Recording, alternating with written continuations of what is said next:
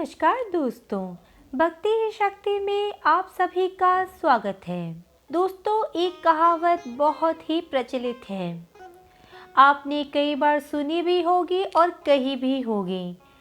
हम अपने बड़े बुजुर्गों से भी सुनते आए हैं, सारे तीर्थ बार बार, गंगा सागर एक बार। क्या आपने कभी सोचा है कि ऐसा क्यों कहा गया है? इसके पीछे का लॉजिक क्या है? तो चलिए दोस्तों, आज जानते हैं कि सारे तीर्थ बार बार, गंगा सागर ही एक बार क्यों। गंगा सागर एक प्रसिद्ध तीर्थ स्थान है जिसका पौराणिक काल से बहुत ही महत्व है। गंगा सागर वो स्थान है जहां गंगा नदी बंगाल की खाड़ी में समुद्र से मिलती है। कहा जाता है कि सभी तीर्थों की यात्रा का फल तब तक नहीं मिलता जब तक आप गंगा सागर नहीं जाते। मकर संक्रांति के दिन गंगा सागर में स्नान दान का सर्वाधिक महत्व बताया गया है। सारे तीर्थ बार बार, गंगा सागर एक बार। इसके पीछे दो कारण बताए जाते हैं। तो चलिए पहला कारण जानते हैं कि क्या है। गंगा सागर को महातीर्थ कहा गया है क्योंकि माना गया है कि सारे तीर्थों का फल गंगा सागर आने से मिल जाता है। ये वो स्थान है जहाँ पर गंगा नदी के स्पर्श मात्र से राजा सगर के 60,000 पुत्रों को मुक्ति मिली थी। इसलिए कई श्रद्धालु लोग यहाँ आकर अपने पितरों का श्राद्ध, तर्पण और पिंडदान करते हैं, पूर्वजों की मुक्ति की कामना करते हैं। इस कारण से लोग एक बार तो गंगा सागर की यात्रा जरूर करना चाहते हैं। इसीलिए कहा गया है, सारे तीर्थ बार बार, गंगा सागर एक बार। पुराणों में भी गंगा सागर में दान और स्नान को धार्मिक और आध्यात्मिक दृष्टि से काफ़ी महत्वपूर्ण बताया गया है। दूसरा कारण है, कोलकाता से गंगा सागर जाने के लिए पहले 86 किलोमीटर दूर का द्वीप जाना होता है, जहां हार्वर्ड पॉइंट से 3.5 किलोमीटर स्टीमर नाव के जरिए सागर द्वीप पहुंचते हैं। इसके बाद सागर द्वीप पहुंचते हैं। इसके बाद सागर द्वीप पर 32 किलोमीटर यात्रा करने के बाद गंगा सागर तीर्थ आता है। पुराने समय में यह यात्रा काफ़ी कठिन थी। कई दिन की यात्रा करने के बाद लोग गंगा सागर पहुंच पाते थे। इसलिए लोग दोबारा जाने की सोचते भी नहीं थे। इसीलिए लोग कहने लगे, सारे तीर्थ बार बार, गंगा सागर एक बार। इसके पीछे गंगा सागर की एक कहानी भी है। रामायण की एक कथा के अनुसार अयोध्या के राजा सगर अश्वमेध यज्ञ कर रहे थे। उनके प्रताप से डरकर देवताओं के राजा इंद्र ने उनके यज्ञ का घोड़ा चुरा लिया और कपिल मुनि के आश्रम में जाकर बांध दिया। राजा सगर की दो रानियां थीं, कौशिनी और सुमति। कौशिनी का एक पुत्र था जिसका नाम असमंजस था और सुमति के 60,000 पुत्र पैदा हुए थे। असमंजस बहुत ही उद्दंड था और प्रजा के लोगों को बहुत कष्ट पहुंचाता था। इसलिए राजा सगर ने उसे अयोध्या राज्य से निकाल दिया। अश्वमेध यज्ञ का घोड़ा चोरी हो जाने से राजा सगर बहुत चिंतित हुए, क्योंकि यज्ञ पूरा होने के लिए घोड़ा मिलना बहुत ही जरूरी था। राजा सगर ने अपने 60,000 पुत्रों को घोड़ा खोजने के लिए भेजा। घोड़ा खोजते हुए राजा सगर के वे सभी पुत्र कपिल मुनि के आश्रम में पहुंच गए और घोड़े को वहां बंधा देखकर उन्होंने कपिल मुनि को चोर समझा।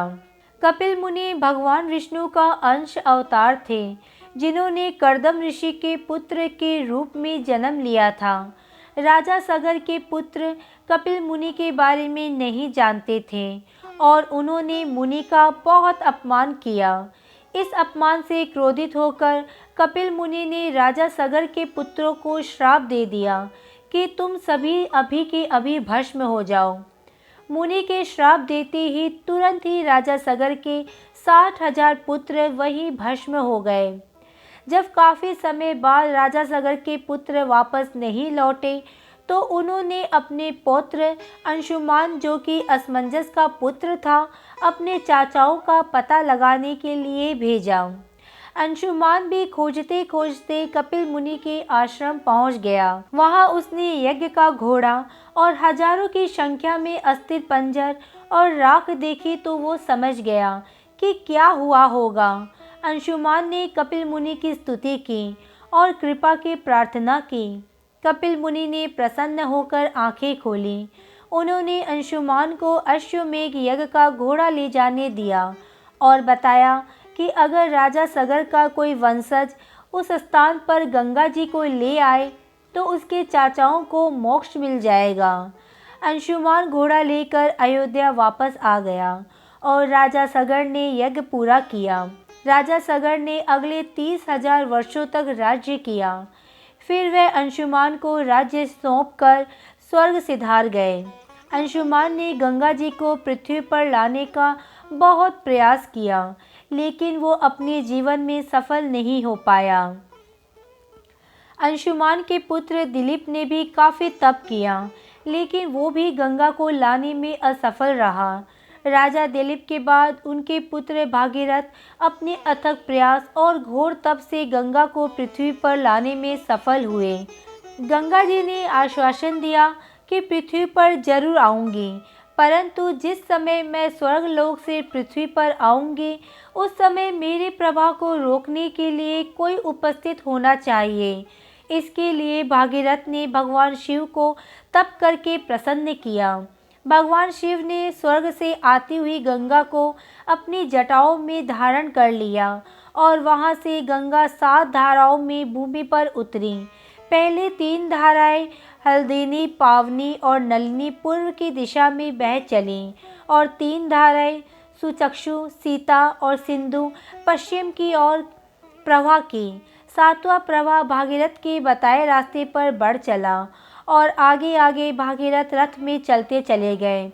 चलते चलते भागीरथ उस स्थान पर पहुँचे जहाँ उनके प्रपिता माँ भस्म हो गए थे। माँ गंगा उनके अवशेषों के ऊपर से बहते हुए राजा सगर के 60,000 पुत्रों का उद्धार करते हुए जाकर सागर में मिल गई।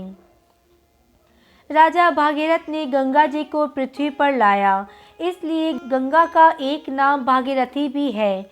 जिस स्थान पर राजा सगर के पुत्रों को मुक्ति मिली, गंगा सागर वही स्थान पर है। यहाँ पर कपिल मुनि का मंदिर है, जहाँ लोग दर्शन के लिए जाते हैं। गंगा जी जिस दिन पृथ्वी पर अवतरित हुई वो मकर संक्रांति का दिन था। संक्रांति के दिन गंगा सागर में स्नान का बहुत महत्व है, इसलिए हर साल मकर संक्रांति के दिन गंगा सागर में विशाल मेला लगता है, जहां लाखों लोग स्नान और दान के लिए आते हैं। गंगा सागर का मेला 5 दिनों तक चलता है। इस दौरान तीर्थयात्री लोग मुंडन, श्राद्ध, पिंडदान और समुद्र में पितरों को जल अर्पित करते हैं। गंगा सागर में कपिल मुनि का प्राचीन मंदिर था, जो कि समुद्र में समा गया।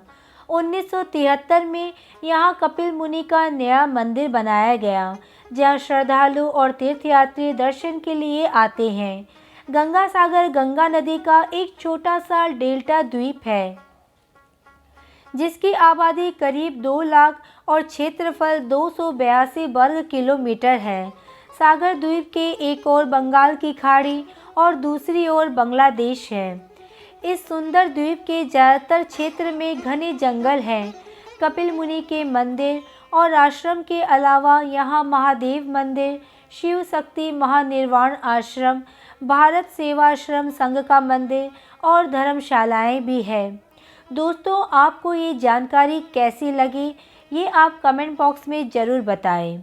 आज के वीडियो में बस इतना ही। अगर आपने मुझे अब तक सब्सक्राइब नहीं किया है तो सब्सक्राइब ज़रूर करें, कमेंट और लाइक करना ना भूलें। इसी कामना के साथ कि आप हमेशा खुश रहें, स्वस्थ रहें। नमस्कार।